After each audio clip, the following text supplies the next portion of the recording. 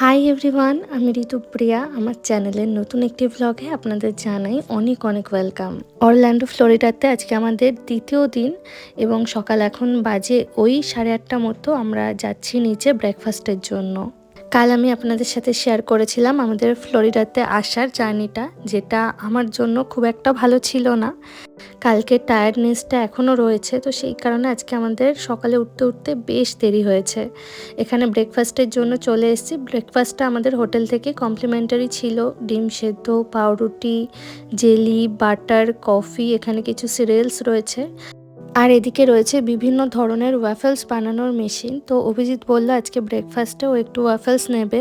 American মানুষজন ব্রেকফাস্টে pancake, ওয়াফেলস এই ধরনের জিনিসগুলো খেতে ভীষণ ভালোবাসে। তো এখানে মোস্ট অফ দ্য আমেরিকান হোটেলসে কিন্তু এই মেশিনটা আপনি দেখতে পাবেনই। এই ওয়াফেলসগুলোর জন্য রেডিমেড একটা ব্যাটার রেডি করাই ছিল। এই কাপগুলোতে করে নিয়ে যেরকম যার শেপ পছন্দ সেই শেপের কিন্তু ওয়াফেলস বানিয়ে নিতে পারে। আর এই ধরনের ওয়াফেলস, প্যানকেক এগুলো বেশ কিন্তু হেভি হয়। একটা খেলেই মোটামুটি ব্রেকফাস্টে পেট ভরে যায়। সাথে করে এখানে অভিজিৎ ডিম সিদ্ধ এনেছিল, আর ও আজকে অ্যাপেল জুস নিয়েছে। তবে আমি একটু কফি নিয়েছি, ব্ল্যাক কফি এখানে নিয়েছি। সাথে দুজনে দুটো মাফিনস নিয়েছি। আমি একটু ব্রেড আর বাটার নিয়েছি, একটা ডিম সিদ্ধও নিয়েছি, আর একটু সিরিয়ালস নিয়েছি, আর এখানে দুজনের জন্য ইয়োগার্টও নিয়েছি। 9টার সময় এখানে ব্রেকফাস্ট কাউন্টারটা বন্ধ হয়ে যাবে, তো সেই কারণে এই সময়টাতে এখানে প্রচণ্ড ব্যস্ততা আর ভিড় রয়েছে। আমার ভিডিওতে আশা করি দেখতেই পাচ্ছেন। আজকে আমাদের তেমন কোথাও বেরোনোর নেই, তো সেই কারণে দুপুরের লাঞ্চটাও আমরা ঘরেই অর্ডার করে নিয়েছিলাম। আর দুপুরে নিয়েছি এখানকার খুব পপুলার একটা বিজয়ওয়াড়া বিরিয়ানি। আর এই বিরিয়ানিটা ইউএসএতে কিন্তু মোটামুটি আপনি সব জায়গাতেই পাবেন।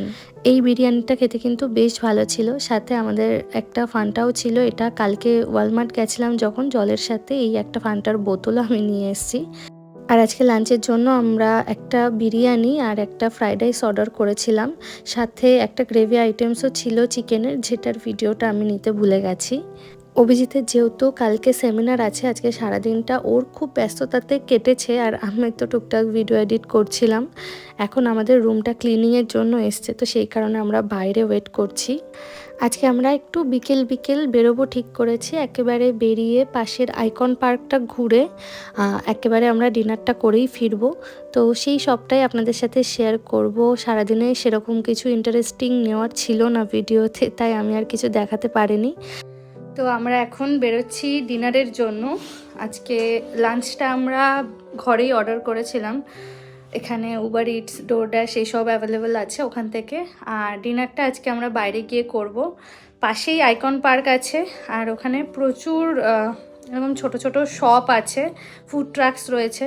তো ভেবেছি আজকে ডিনারটা ওখান থেকেই করব। বাইরে একটু একটু ঠান্ডা আছে, তো সেই কারণে আমি এই ফুলাতা টপটা পরে নিয়েছি। এটা আমার লিভাইস থেকে নেওয়া, ইউএসএতে এসেই কিনেছি। আর এই যে ইতিমধ্যে আমরা বেরিয়েও পড়েছি। বাইরে না প্রচণ্ড হাওয়া দিচ্ছে।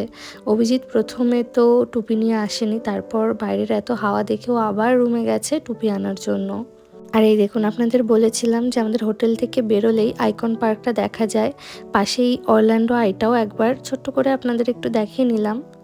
আজ সপ্তাহের শুরু মানে সোমবার, তো সেই কারণে আজকে আইকন পার্ক কিন্তু একদম খালি। এই জিনিসটাই যদি উইকেন্ড বা শুক্রবার হতো, অনেক লোক কিন্তু আপনারা এখানে দেখতে পেতেন। এই ক্যান্ডি শপটা আমার ভীষণ ভালো লেগেছে। আমাদের বাড়ির জন্য অলরেডি এই ধরনের প্রচুর ক্যান্ডিজ আমরা নিয়েছি।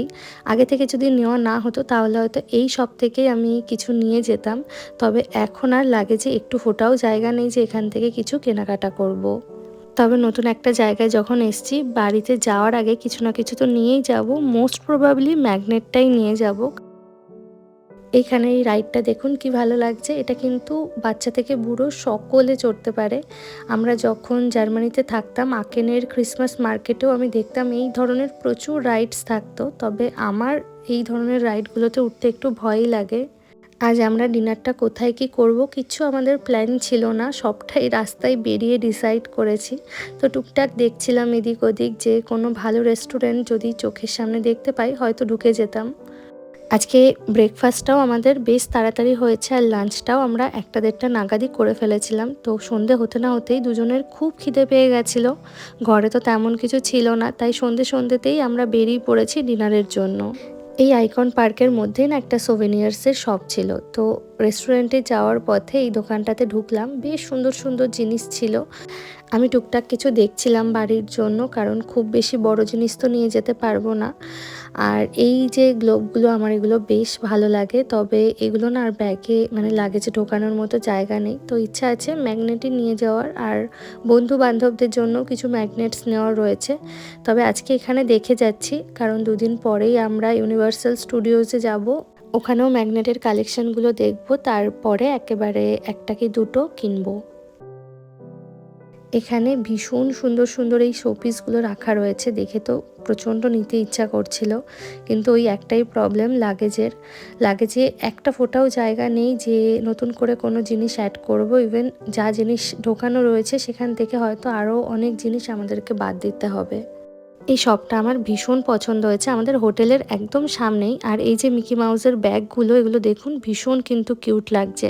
আর এখানে রয়েছে বিভিন্ন ধরনের সফট টয়েস, এগুলোও দেখতে বেশ ভালো লাগছে। এই যে এখন যে রাইডটা আপনাদেরকে দেখাচ্ছি, এটাকে বলা হয় স্লিং শট। আর এই আইকন পার্কে বেশ কিন্তু অনেক ধরনের রাইডস রয়েছে। দিনের বেলায় এই রাইডগুলো দেখতে কিন্তু একদম অন্যরকম লাগে। এখন যেহেতু রাত হয়ে গেছে, সেই কারণে লাইটের জন্য দেখতে একদম অন্যরকম লাগছে।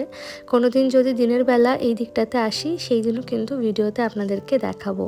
আর এখন ঘুরতে ঘুরতে আমরা গুগল ম্যাপ দেখেই একটা পিৎজা শপে এসেছি।